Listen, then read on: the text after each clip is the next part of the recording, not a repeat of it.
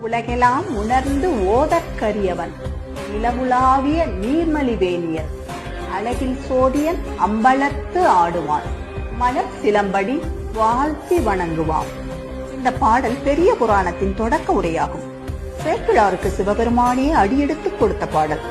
உருவம் என்று ஒன்று இல்லாதவன், அதே சமயத்தில் நிலவினையும் நீரினையும் சடைமுடியில் அணிந்தவனாகவும் இருக்கின்றான். எந்த உயிராயினும் தன்னோட அறிவால் உணர்வதற்கும் பாடுவதற்கும் அறியவன்.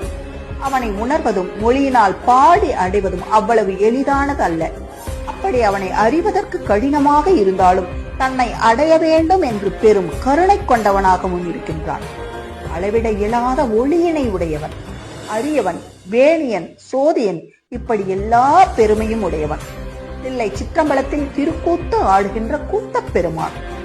அடியார்கள் உள்ளத்தில் என்றும் மலர்ந்து நிற்கின்ற சிலம்பணிந்த அவனது திருவடியை வாழ்த்தி வணங்குவோம் என்று எம்பெருமான் எடுத்துக் கொடுத்த அடியினை முடிக்கின்றார் சேக்கிழார் பெருமான்.